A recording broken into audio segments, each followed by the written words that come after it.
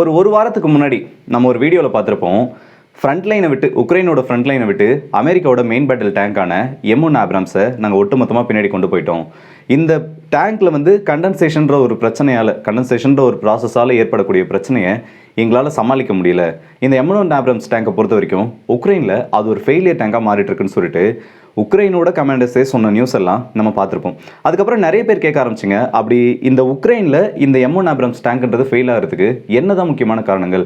ஏன்னா ஒரு மோசமான டேங்க் இல்லை இதுக்கு முன்னாடி வெற்றியே பார்க்காத ஒரு டேங்க் தோல்வி அடையதுன்றது ஒரு சாதாரணமான விஷயம் தான். ஆனால் இந்த M1 ஆப்ராம்ஸ் டேங்கை பொறுத்த வரைக்கும் அமெரிக்கன் மட்டும் இல்லை, உலகத்தில் இருக்கிறதுலேயே one of the most successful டேங்க்னு இதை சொல்லலாம். அப்படிப்பட்ட அந்த டேங்க்குக்கு உக்ரைனில் என்னதான் ஆச்சு, எதனால இந்த ஒரு சூப்பரான டேங்கால் உக்ரைனில் ஒழுங்காக பெர்ஃபார்ம் பண்ண முடியலன்னு சொல்லிட்டு தனியாக ஒரு வீடியோ போடுங்கன்னு சொல்லிட்டு அதுக்கான வீடியோ தான் இது. ஏன் இந்த M1 ஆப்ராம்ஸ் உக்ரைனில் ஃபெயில் ஆச்சு, இப்போ M1 ஆப்ராம்ஸ் உக்ரைனில் இருக்க டேங்க்ஸோட நிலைமை என்னன்றதை இந்த வீடியோ டீட்டெயிலாக பார்த்துக்கலாம். ஸோ வாங்க வீடியோக்குள்ளே போயிடலாம். நான் உங்கள் எல்லாருக்கே தமிழ் ப்ரொஃபஷனல் டிபி ட்ரெண்டிங்ஸ்.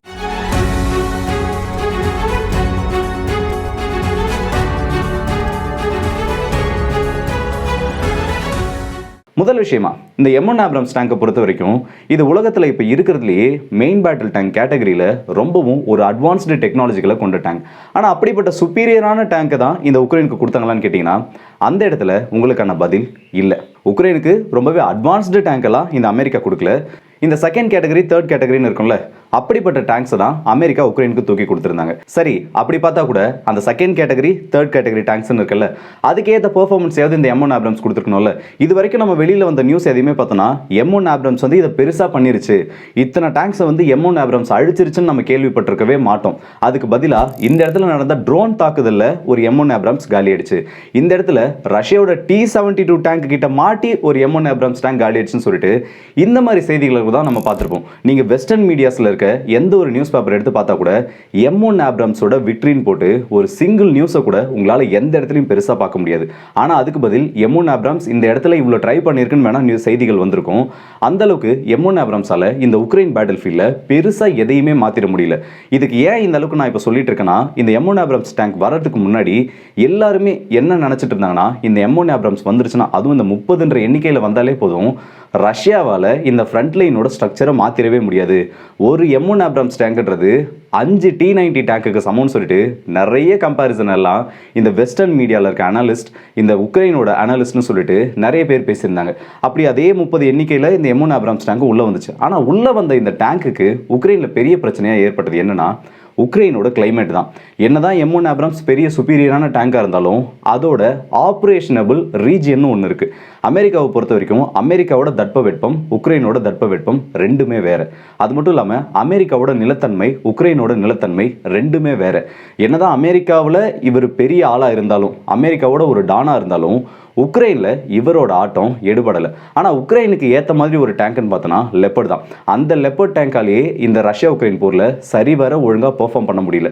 அப்படி இருக்கப்போ இந்த M1 ஆப்ராம்ஸ் சரியாக பெர்ஃபார்ம் பண்ணணும்னு நினச்சது உக்ரைனியர்களோட தப்பு. அந்த டேங்கை அவங்களுக்கு கொடுத்தது அமெரிக்கர்களோட தப்பு. இதை நான் ஏன் இந்த அளவுக்கு சொல்கிறேன்னா, முக்கியமான பிரச்சனை இந்த M1 ஆப்ராம்ஸ் டேங்க்கில் அங்கே இருக்க கிளைமேட்டால் வந்த பிரச்சனை கண்டென்சேஷன் ப்ராசஸ் தான். இதை நிறைய பேர் சயின்ஸ் கிளாஸில் கேள்விப்பட்டிருப்பீங்க. எப்படி நீராவி, அதாவது கடல் மட்டத்திலிருந்து ஏரி குளங்கள்லேருந்து நீரானது வெப்பத்தில் ஆவியாகி ஒரு கட்டத்துக்கு மேலே அது கிளவுட்ஸாக மாறி அங்கே குளிர்ந்த காற்று படுறப்போ அந்த டெம்பரேச்சரை விட வெளியே இருக்க டெம்பரேச்சர் ரொம்ப குறையிறப்போ திரும்பவும் அது நீர் திவலைகளாக மாறி பூமிக்கு மழையாக வருதுன்னு சொல்லிட்டு.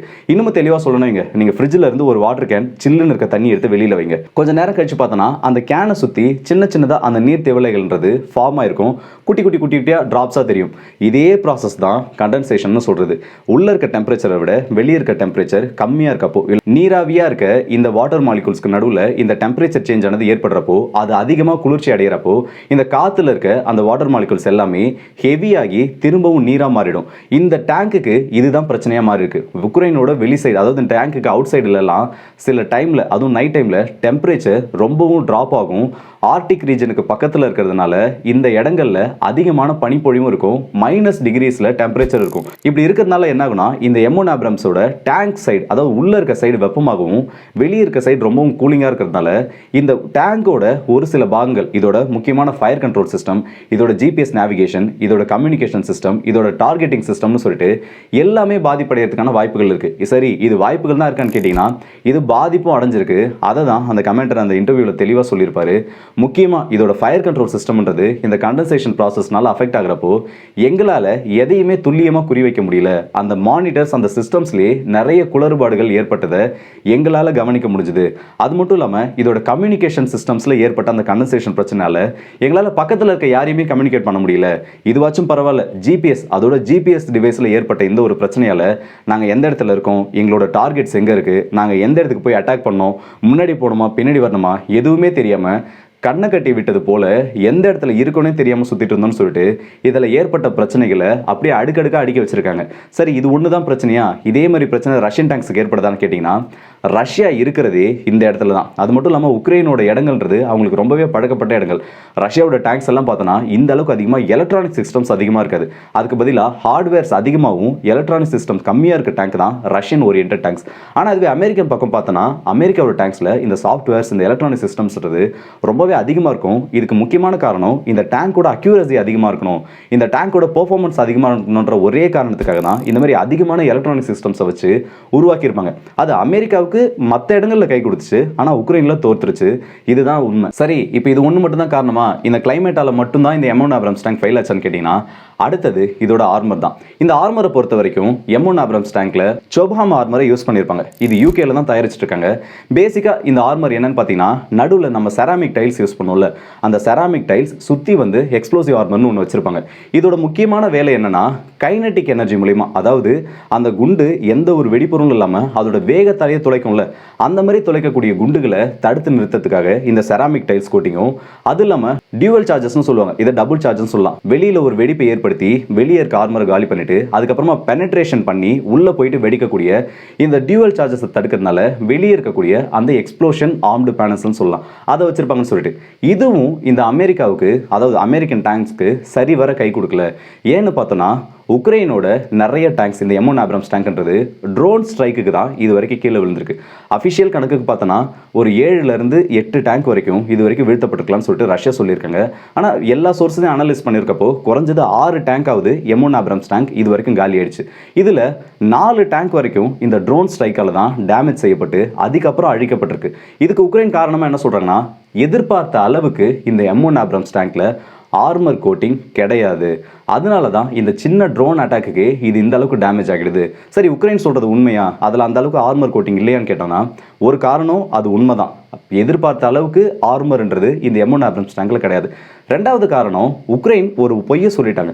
என்னன்னு பார்த்தோன்னா நாங்கள் வந்து எல்லா இடத்தையும் அட்வான்ஸ் வாங்கிட்டு ஆகிட்டு இருக்கோம், எங்களுக்கு தேவையான சப்போர்ட் எங்ககிட்ட இருக்குன்னு சொல்லிட்டாங்க.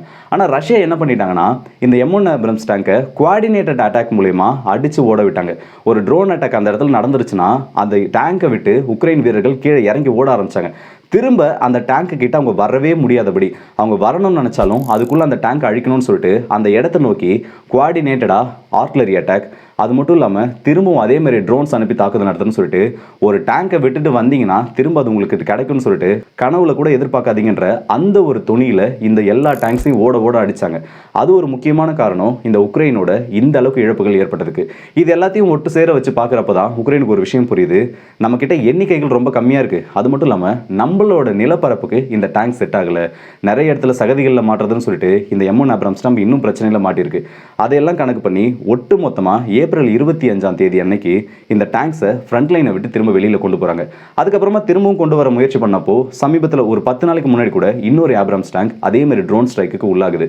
அப்போ தான் உக்ரைனுக்கு ஒரு விஷயம் புரிஞ்சுது, அமெரிக்காவை மற்ற தொழில்நுட்பத்தில் நம்புறது சரி, ஆனால் நம்மளோட ஜியாகிராஃபிக்கல் கண்டிஷன்ஸ்க்கு இந்த M1 ஆப்ரம்ஸ் டேங்க் ஒத்து வராதுன்னு சொல்லிட்டு அதை அன்னையோட ஃப்ரண்ட் லைன்ல இருந்து பின்னாடி தள்ளி வச்சவங்க உள்ளே தான் வச்சிருக்காங்க, இன்னும் ஃப்ரண்ட் லைனுக்கு கொண்டு வரல.